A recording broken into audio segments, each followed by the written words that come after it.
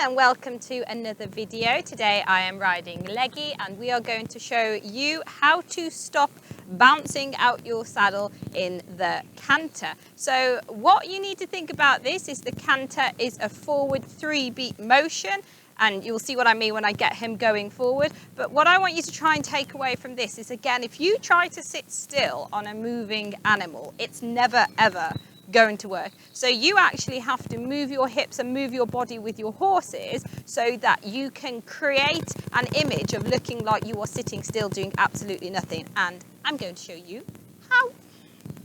Come on then, Leggy. So first of all, I'm going to pick up my canter.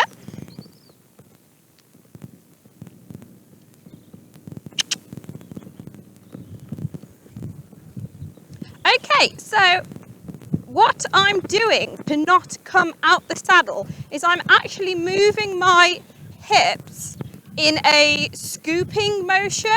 So if you think about it, what I'm doing is actually scooping them forwards as his front leg comes back. So if I explain how my hips are moving, I'm scooping forwards, forwards, forwards, forwards, forwards with my pelvis and my hips.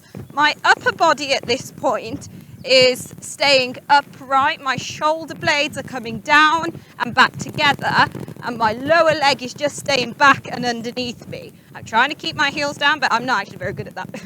So I sit up, look up, let my hips scoop, scoop, scoop, forwards, forwards, forwards. Now, if I try to sit too still,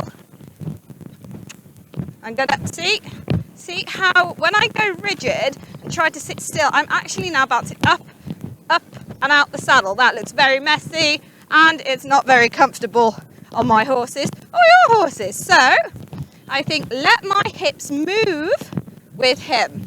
I scoop, scoop, scoop, forwards, forwards, forwards, almost like I'm just letting my hips dig into that saddle. So I go in, in, in, in, in. I do not sit still, and then my upper body can take control of what's going on up here. Also notice that I don't look down, because remember, your head is the heaviest part of your body. If I start to look down at him, it's going to start to bring my weight forwards, and that looks a mess too. So I look up, give my shoulders a roll, shoulder blades come back together, I lift my chest, I bring my tailbone just underneath me, and then I can scoop, scoop, scoop, scoop, scoop.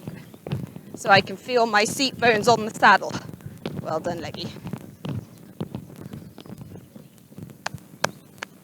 Okay, so what you need to think about that is that you are not sitting still. The more you can get out of your head that you have to sit absolutely still, the better, because that's not how it's going to work.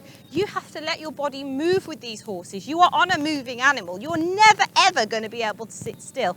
But you can make it look like you're sitting still by moving in the right places. Plug in those seat bones, feel like you're equal in the saddle. And one thing that I always say to all my riders whenever they're trying to do a sitting trot or sit to the canter is, can you feel your seat bones?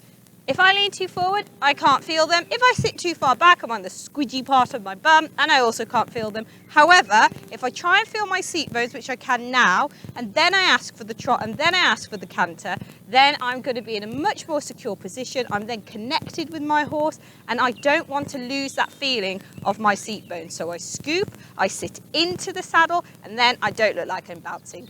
Right, I hope you enjoyed that one. If you have any questions about this, just send me a message over Facebook or YouTube, and I look forward to seeing you for the next one.